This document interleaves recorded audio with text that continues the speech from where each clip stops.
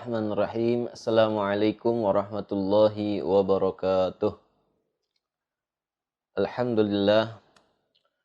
Alhamdulillahilladzi faddala bani Adam bil ilmi wal amali ada jami'il adam. Wassalatu wassalamu ala sayyidina Muhammadin sayyidil arabi wal ajam. Wa ala alihi wa sahbihi yunabi'ul ulum wal hikam. Asyhadu an la ilaha illallah wa asyhadu anna sayyidana Muhammadan abduhu wa rasuluh. Allahumma shalli wa sallim wa barik ala sayyidina Muhammadin miftahi babi rahmatillah adada ma fi ilmillah sadatan wa sadaman daimaini bidawami mulkillah wa ala alihi wa sahbihi wa mawalah la hawla wa la quwata illa billah.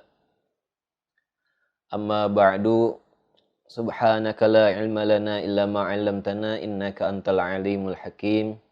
Rabbi shrah li sadri wa yassir li amri wahlul 'uqdatam min lisani yafqahu qawli.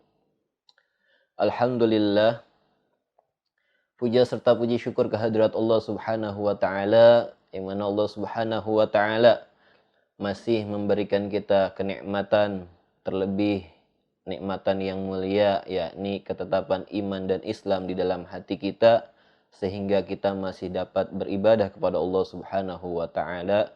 Dan alhamdulillah pula Allah masih memberikan kita nikmat kesehatan sehingga kita masih dapat bertatap muka, bermuajahah untuk mencari ilmunya Allah Subhanahu wa taala dalam rangka thalabul ilm.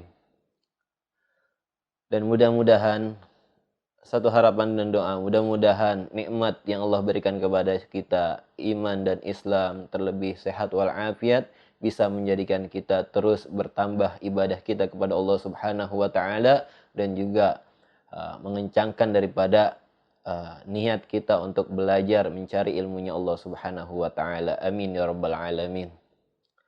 Salawat teriring salam semoga terlimpah curahkan kepada junjungan baginda Nabi besar Muhammad sallallahu alaihi wasallam.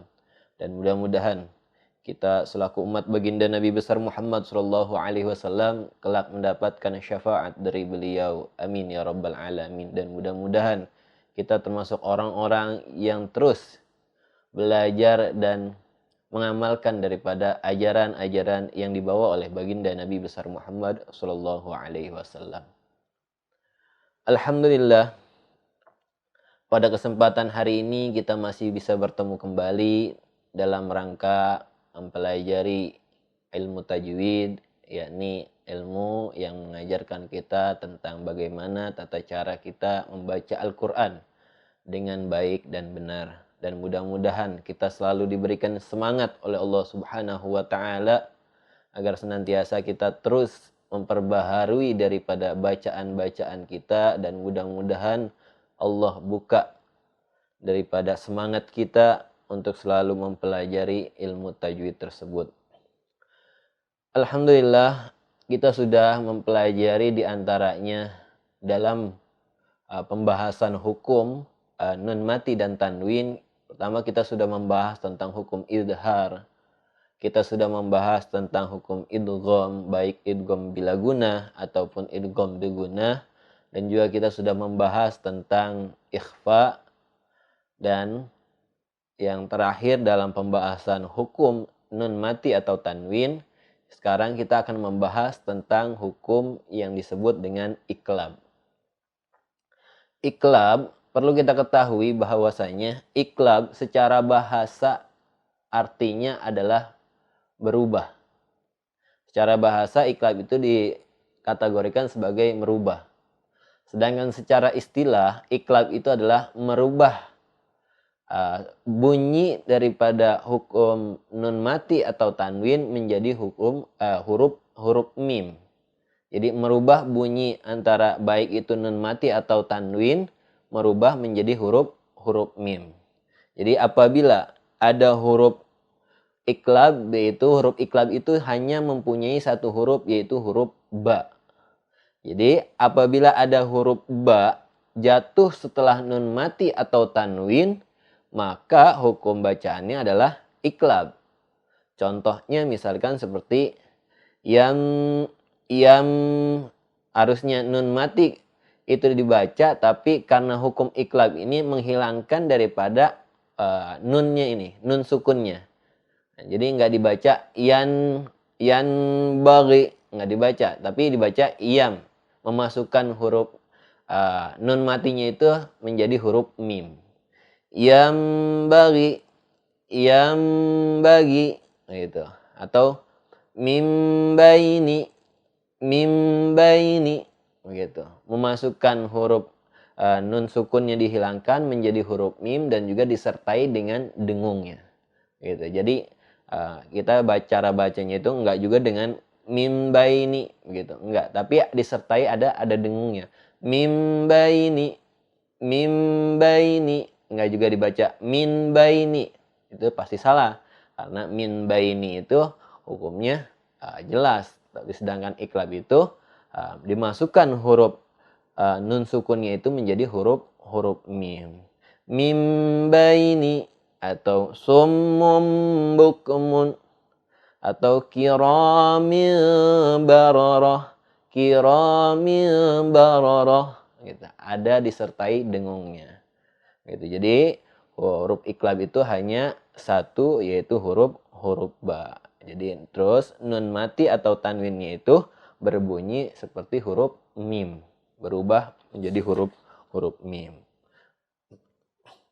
Dan asbab iklab, sebab-sebab iklab itu bisa terjadi pada beberapa keadaan yang tadi saya sebutkan. Jadi asbabul iklab itu, sebab-sebab iklab dapat terjadi karena dua sebab.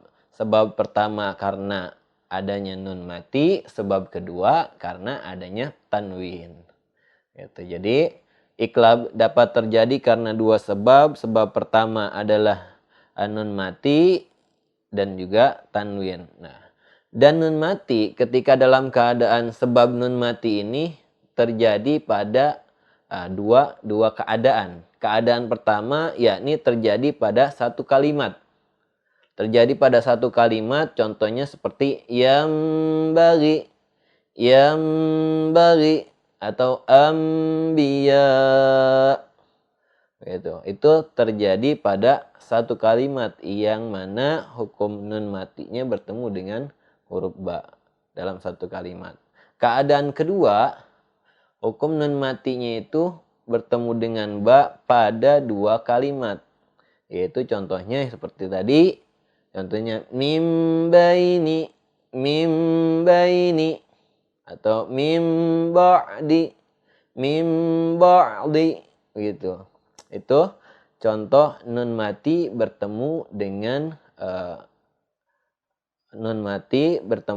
huruf ba, yakni dalam dua keadaan. Keadaan pertama dalam satu kalimat, keadaan kedua dalam dua kalimat. Terus iklab yang sebab tanwin. Iklab yang sebab tanwin bisa hanya terjadi pada dua kalimat saja. Jadi kalau tanwin bertemu dengan huruf ba, sudah pasti kalimatnya itu pada dua keadaan atau dua kalimat. Dua kalimat. Contohnya seperti summum bukmun atau kiramil bararah gitu. Bacanya enggak kiramin bararah, tapi kiramim bararah. Itu ada dimasukkan seperti huruf mim dan juga ada dengungnya, disertai dengung. Nah, itu adalah hukum daripada idgham. Jadi idgham memiliki huruf hanya satu. Dan secara bacanya idgham itu adalah merubah bentuk aslinya.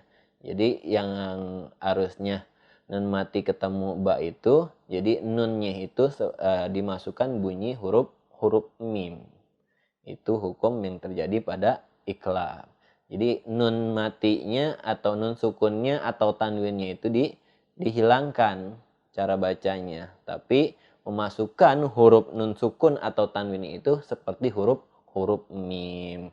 Itu seperti yang tadi kita sudah bacakan daripada contohnya. Mim nggak boleh dibaca. Kalau kita baca dalam huruf iklab itu nggak boleh baca min baini gitu. Min baini itu salah. Nun mati ketemu ba hukumnya iklab, maka cara bacanya adalah mim, dimasukkan nun sukunnya ke dalam huruf mim. Mim baini gitu, disertai dengung sebanyak 2 harokat gitu. Kiramim bararah. Nggak boleh juga kita baca kiramin bararah atau kiramil bararah, nggak. Tapi kiramim bararah begitu. Atau mim baini, nggak dibaca mim baini, nggak. Tapi mim ada disertai dengungnya walaupun sedikit gitu. Sebanyak minimal 2 harokat. Mim baini gitu. Itu adalah hukum iklab. Jadi iklab itu mempunyai 1 huruf dan bisa terjadi pada 2 sebab. Sebab pertama karena huruf iklab yang ba itu bertemu dengan nun sukun ataupun bertemu dengan tanwin. Baik tanwin fathah, tanwin kasroh ataupun tanwin doma. Dan penjelasan daripada 2 keadaan sebab 2 bab itu adalah sebab pertama, sebab nun mati bertemu dengan ba terjadi pada 2 keadaan, yakni keadaan pertama dalam 1 kata, keadaan kedua pada 2 kata atau 2 kalimat. Dan ba yang bertemu dengan tanwin hanya terjadi pada 2 kalimat. Jadi kalau tanwin baik itu tanwin fathah, kasrah ataupun dhammah, ketika ia bertemu dengan huruf iklab, pasti kalimatnya itu terjadi pada dua kalimat. Itu adalah penjelasan daripada hukum iklab, dan mudah-mudahan apa yang kita pelajari pada kesempatan hari ini walaupun sedikit bisa bermanfaat dan kita bisa mengamalkan dalam bacaan kita sehari-hari, dan mudah-mudahan kita juga diberikan oleh Allah Subhanahu wa taala kemudahan dalam mempelajari ilmu Al-Qur'an, karena ilmu Al-Qur'an adalah ilmu yang sangat penting untuk kita pelajari. Karena Al-Qur'an adalah pedoman bagi manusia. Jadi sudah selayaknya, sudah sepatutnya, sudah sewajibnya seorang mukmin, orang Islam bisa membaca Al-Qur'an dengan baik dan benar. Gimana? Ayo sama-sama kita belajar, yakni memperbaharui daripada bacaan kita. Belajar membaca Al-Qur'an walaupun mungkin sekarang kita masih belum sampai tahap membaca Al-Qur'an yang baik dan benar, ataupun kita masih baru belajar Al-Qur'an, masih belajar huruf-huruf, masih mengenal huruf, baik itu huruf alif, ba, ta, dan selanjutnya. Ayo tetap semangat, jangan patah semangat untuk belum pelajari Al-Qur'an, karena mungkin Al-Qur'an bisa jadi penyebab penolong kita nanti di yaumil qiyamah. Kenapa? Karena kita rutin membaca Al-Qur'an.